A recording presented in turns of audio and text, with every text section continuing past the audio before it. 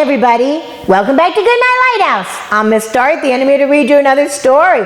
Got a very funny book tonight and it's called Who Goes There? Who Goes There? This is about a little mouse who lives in a tree and keeps hearing a noise and he keeps saying, who is it? Who is it? Who goes there? And his imagination starts to get a little wild.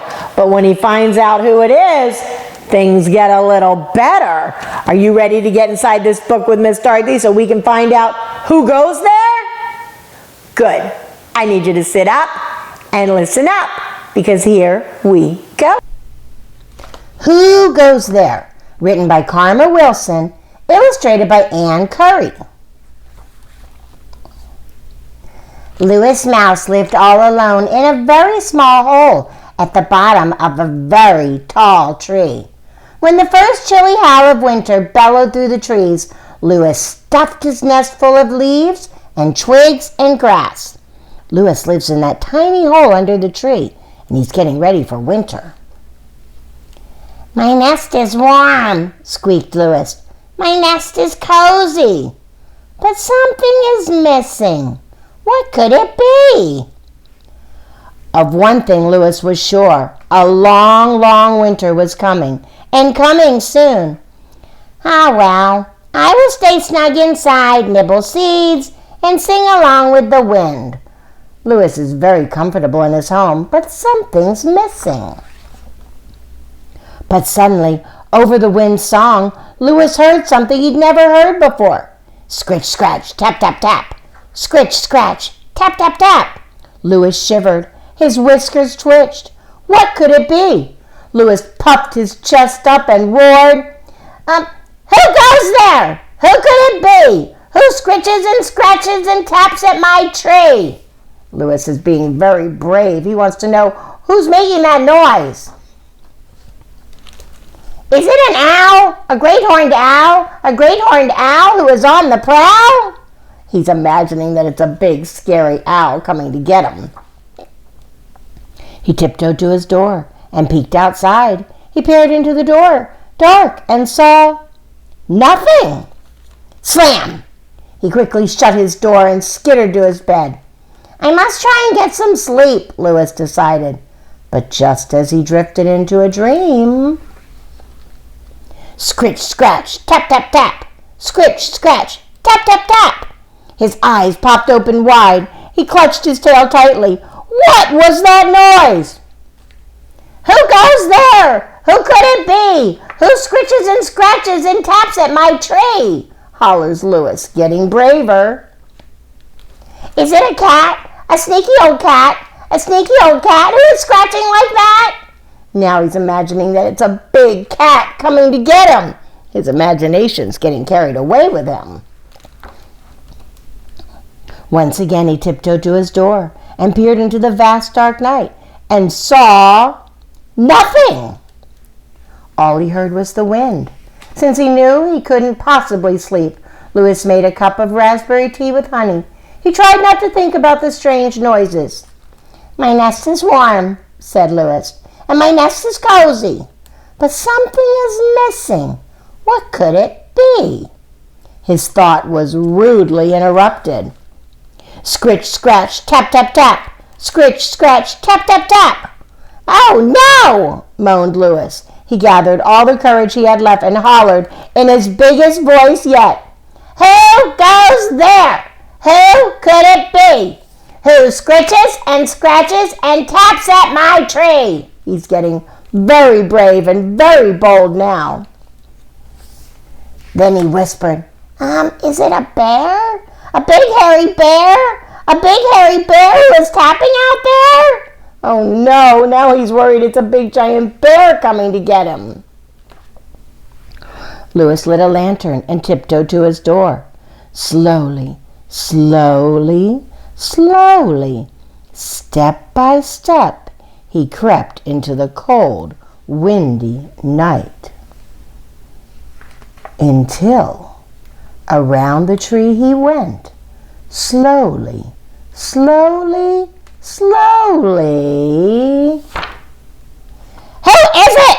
cried Louis. "Who goes there?" He's very brave. He saw two shining eyes peering out of a hole. Another hole in his tree. Who is it? What is it? It's just me. And out peeked a mouse, a small gray mouse. My name is Joy. Louis blinked. He rubbed his eyes. Oh, he said. What are you doing in my tree? Your tree? Don't be silly, Joy said. It's my tree, and I'm building a nest for winter. But I keep hearing this creature bellowing in the night. Oh, it's so very enormous and frightful. Have you heard it? Oh, no. Joy heard Louis and thought Louis was a creature. Yes, Louis said. He giggled. That enormous creature is me.